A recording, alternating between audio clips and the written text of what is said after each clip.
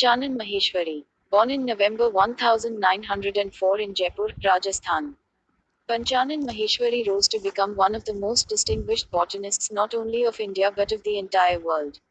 He moved to Allahabad for higher education where he obtained his D.Sc. During his college days, he was inspired by Dr. W. Dudgeon, an American missionary teacher, to develop interest in botany and especially morphology. His teacher once expressed that if his student progresses ahead of him, it will give him a great satisfaction. These words encouraged Panchanan to inquire what he could do for his teacher in return. He worked on embryological aspects and popularized the use of embryological characters in taxonomy. He established the Department of Botany, University of Delhi as an important center of research in embryology and tissue culture. He also emphasized the need for initiation of work on artificial culture of immature embryos. These days, tissue culture has become a landmark in science. His work on test tube fertilization and intra-ovarian pollination won worldwide acclaim. He was honored with Fellowship of Royal Society of London, FRS, Indian National Science Academy and several other institutions of excellence.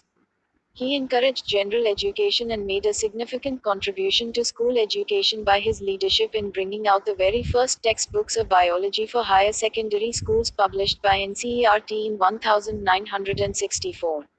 Chapter 1. Reproduction in Organisms. Each and every organism can live only for a certain period of time. The period from birth to the natural death of an organism represents its lifespan. Lifespans of a few organisms are given in Figure 1.1.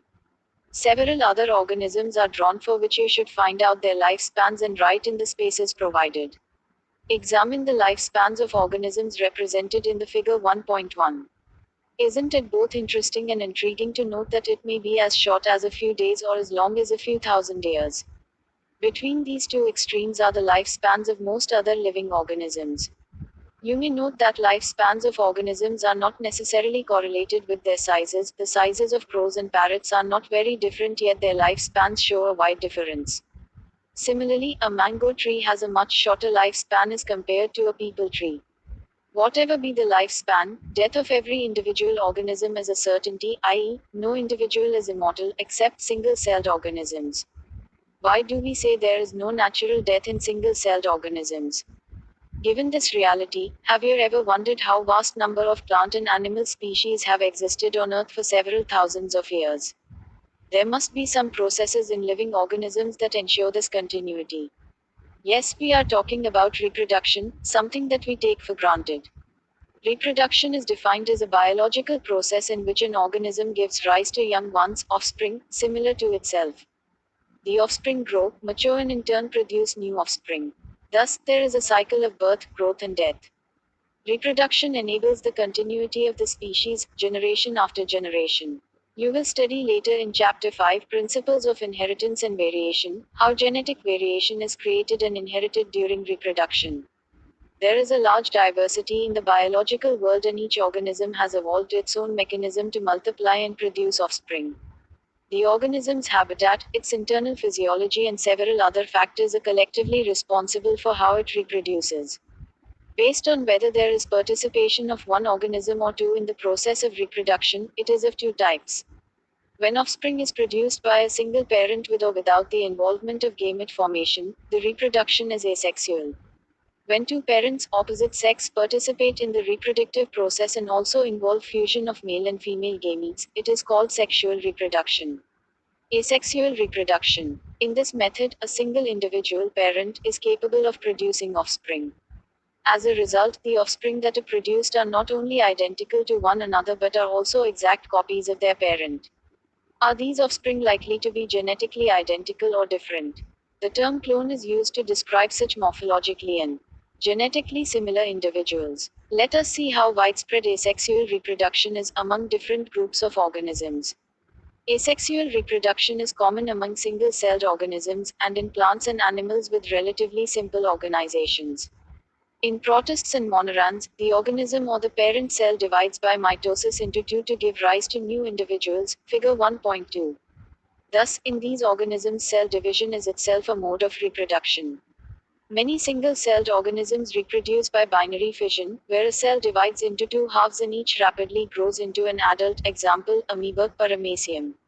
In yeast, the division is unequal and small buds are produced that remain attached initially to the parent cell, which eventually gets separated and mature into new yeast organisms, cells. Under unfavorable condition, the amoeba withdraws its pseudopodia and secretes a three-layered hard covering or cyst around itself. This phenomenon is termed as incestation. When favorable conditions return, the encysted amoeba divides by multiple fission and produces many minute amoeba or pseudopodiospores. The cyst wall bursts out, and the spores are liberated in the surrounding medium to grow up into many amoebae. This phenomenon is known as sporulation. Members of the kingdom fungi and simple plants such as algae reproduce through special asexual reproductive structures, figure 1.3. The most common of these structures are zoospores that usually are microscopic motile structures. Other common asexual reproductive structures are conidia, penicillium, buds, hydra, and gemmules, sponge. You have learnt about vegetative reproduction in plants in class 11. What do you think? Is vegetative reproduction also a type of asexual reproduction? Why do you say so? Is the term clone applicable to the offspring formed by vegetative reproduction?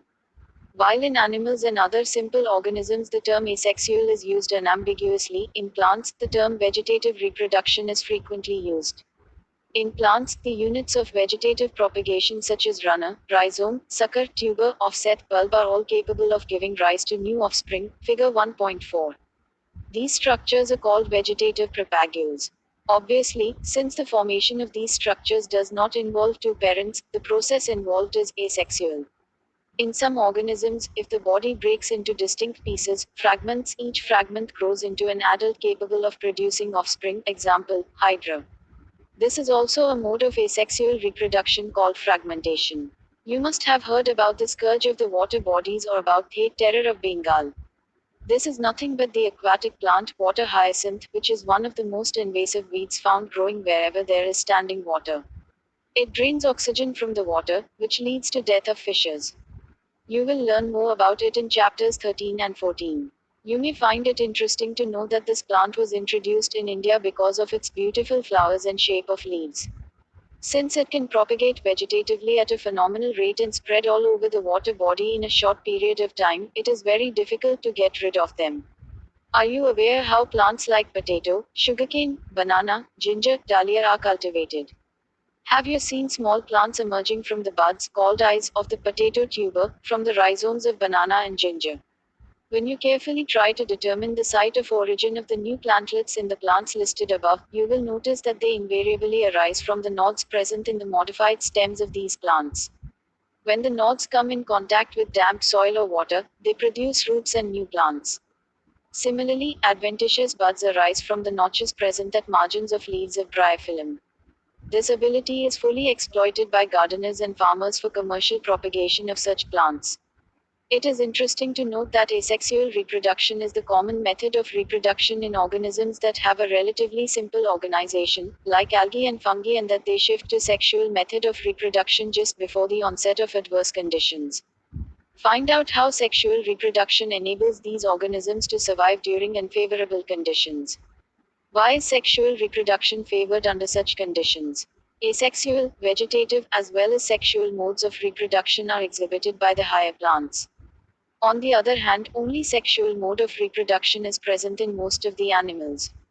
Sexual reproduction. Sexual reproduction involves formation of the male and female gametes, either by the same individual or by different individuals of the opposite sex. These gametes fuse to form the zygote, which develops to form the new organism. It is an elaborate, complex, and slow process as compared to asexual reproduction. Because of the fusion of male and female gametes, sexual reproduction results in offspring that are not identical to the parents or amongst themselves. A study of diverse organisms, plants, animals, or fungi show that though they differ so greatly in external morphology, internal structure, and physiology, when it comes to sexual mode of reproduction, surprisingly, they share a similar pattern. Let us first discuss what features are common to these diverse organisms. All organisms have to reach a certain stage of growth and maturity in their life before they can reproduce sexually.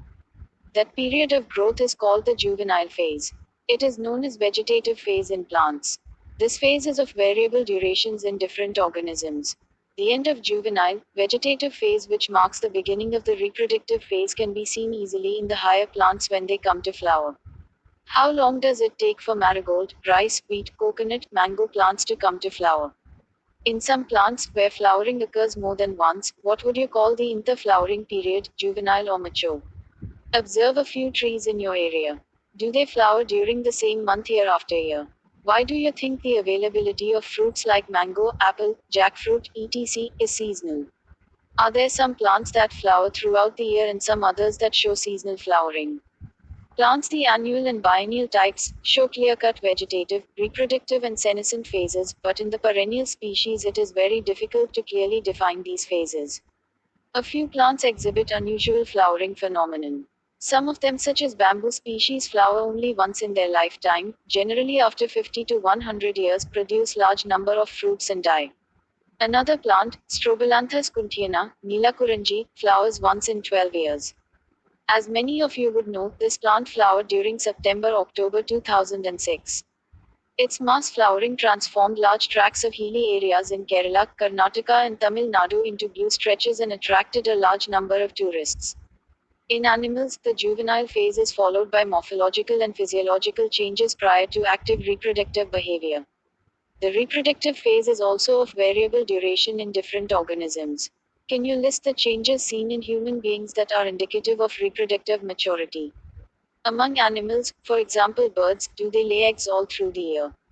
Or is it a seasonal phenomenon? What about other animals like frogs and lizards?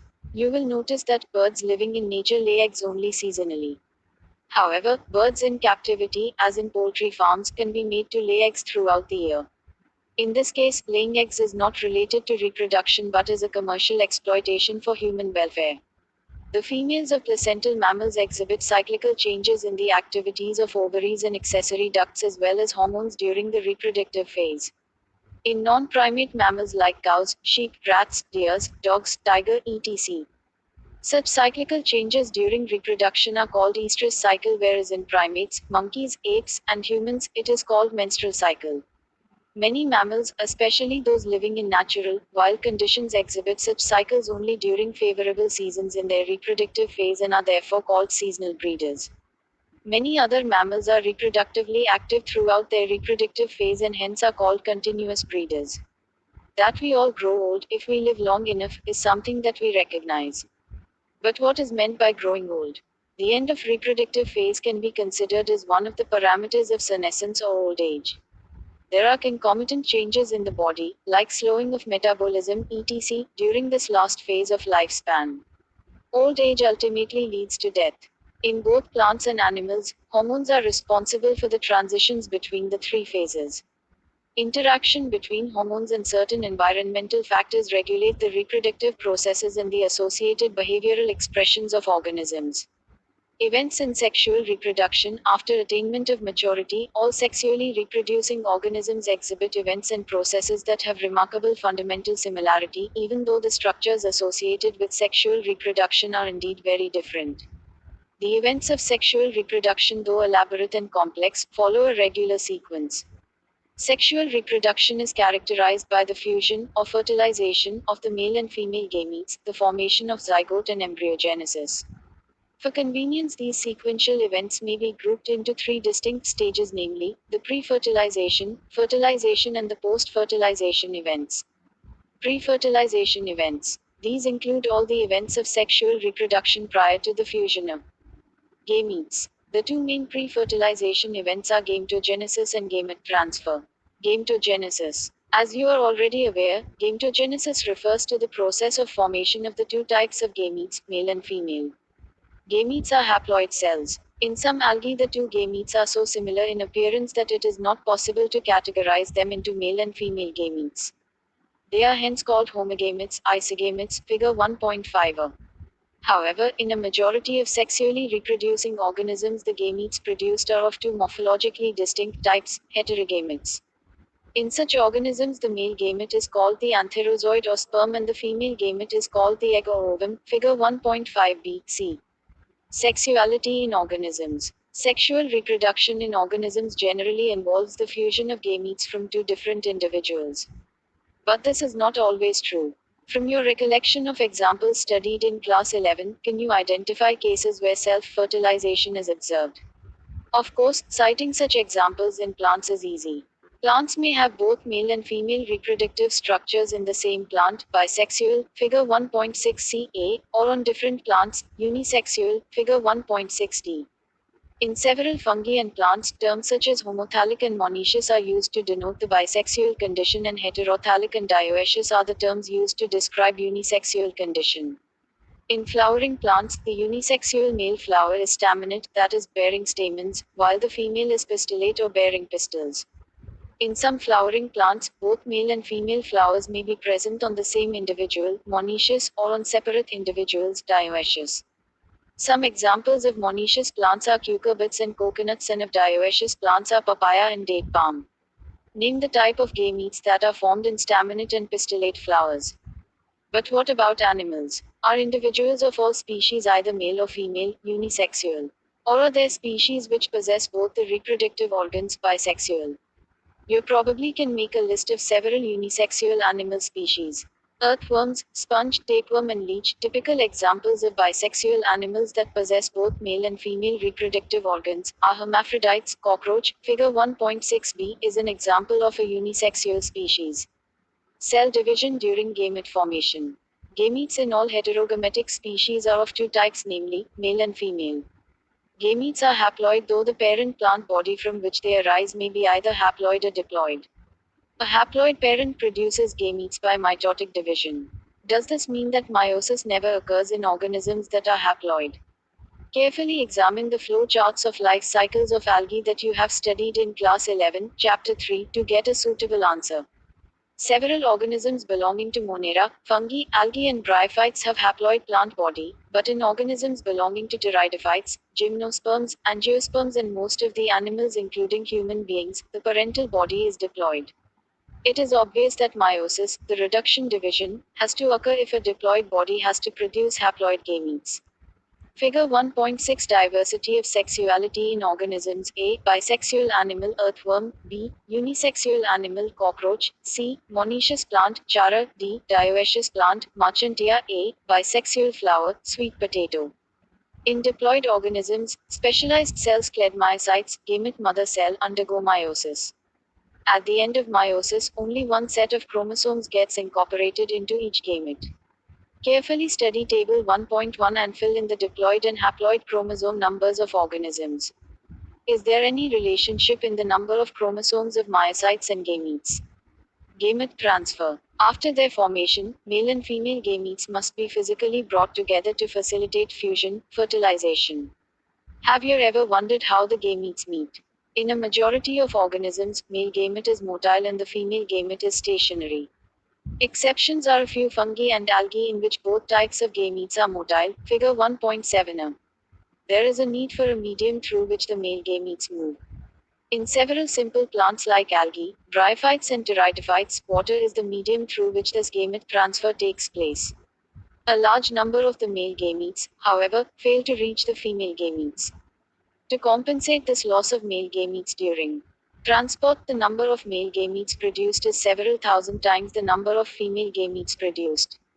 In seed plants, pollen grains are the carriers of male gametes and ovule have the egg. Pollen grains produced in anthers, therefore, have to be transferred to the stigma before it can lead to fertilization, figure 1.7b. In bisexual, self-fertilizing plants, example peas, transfer of pollen grains to the stigma is relatively easy as anthers and stigma are located close to each other. Pollen grains, soon after they are shed, come in contact with the stigma. But in cross-pollinating plants, including dioecious plants, a specialized event called pollination facilitates transfer of pollen grains to the stigma. Pollen grains germinate on the stigma and the pollen tubes carrying the male gametes reach the ovule and discharge male gametes near the egg. In dioecious animals, since male and female gametes are formed in different individuals, the organism must evolve a special mechanism for gamete transfer.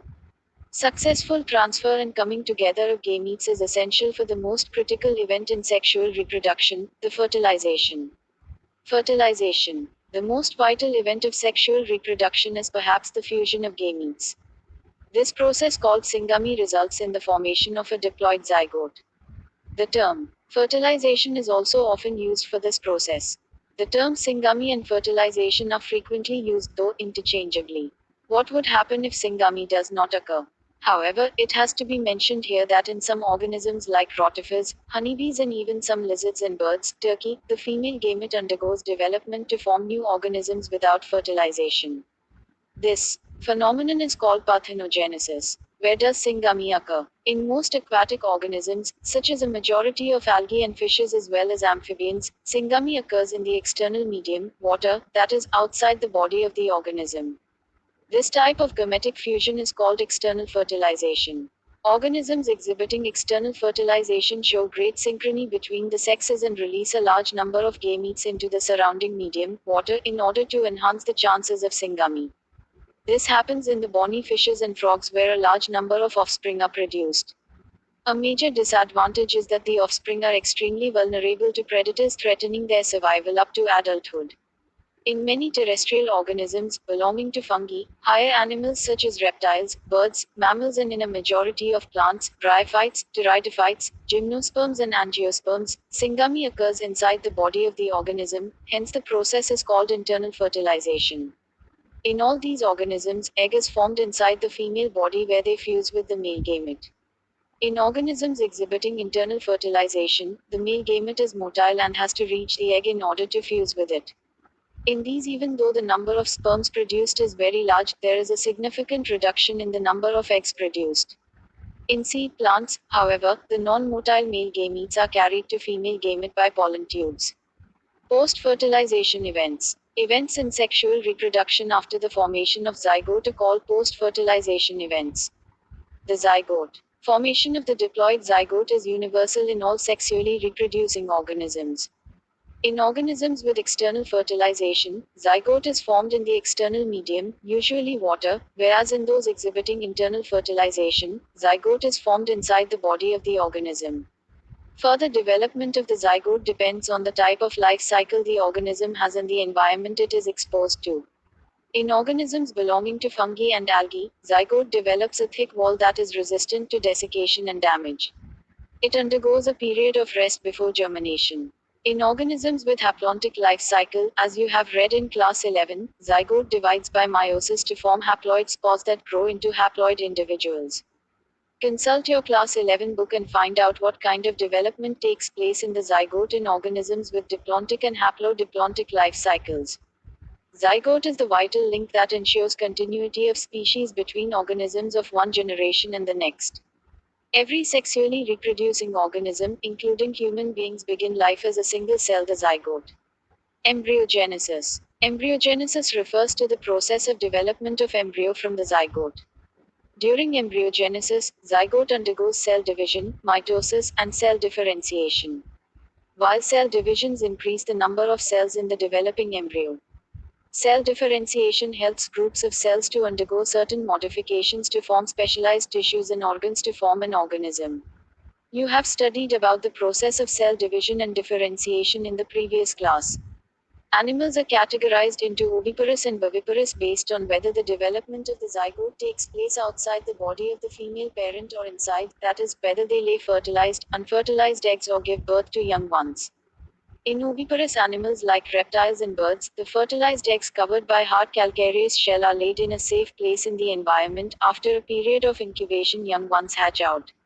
On the other hand, in viviparous animals, majority of mammals including human beings, the zygote develops into a young one inside the body of the female organism. After attaining a certain stage of growth, the young ones are delivered out of the body of the female organism. Because of proper embryonic care and protection, the chances of survival of young ones is greater in viviparous organisms. In flowering plants, the zygote is formed inside the ovule. After fertilization, the sepals, petals, and stamens of the flower wither and fall off. Can you name a plant in which the sepals remain attached? The pistil, however, remains attached to the plant. The zygote develops into the embryo and the ovules develop into the seed.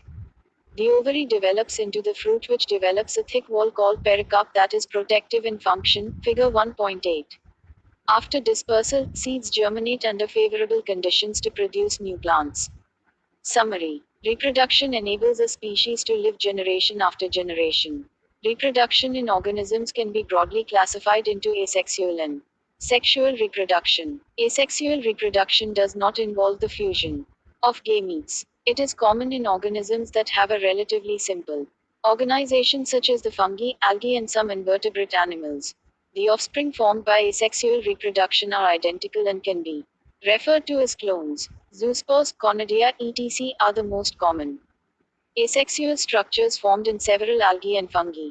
Budding and gamete formation are the common asexual methods seen in lower animals. Prokaryotes and unicellular organisms reproduce asexually by cell division or binary fission of the parent cell. In several aquatic and terrestrial species of angiosperms, structures such as runners, rhizomes, suckers, tubers, offsets, etc. are capable of giving rise to new offspring. This method of asexual reproduction is generally referred to as vegetative propagation. Sexual reproduction involves the formation and fusion of gametes. It is a complex and slower process as compared to asexual reproduction. Most of the higher animals reproduce almost entirely by sexual method. Events of sexual reproduction may be categorized into pre-fertilization, fertilization, and post-fertilization events. Pre-fertilization events include gametogenesis and gamete transfer, while post-fertilization events include the formation of zygote and embryogenesis. Organisms may be bisexual or unisexual. Sexuality in plants is varied, particularly in angiosperms, due to the production of diverse types of flowers. Plants are defined as monoecious and dioecious. Flowers may be bisexual or unisexual flowers. Gametes are haploid in nature and usually a direct product of meiotic division, except in haploid organisms where gametes are formed by mitosis. Transfer of male gametes is an essential event in sexual reproduction.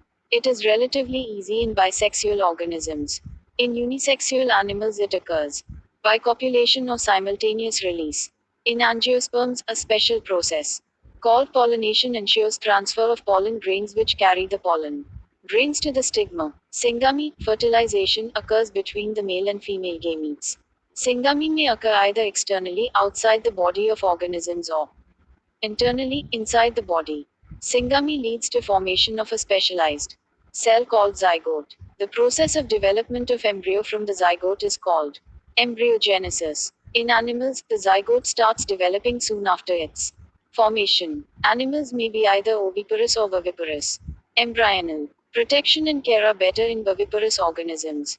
In flowering plants, after fertilization, ovary develops into fruit and ovules mature into seeds. Inside the mature seed is the progenitor of the next generation, the embryo.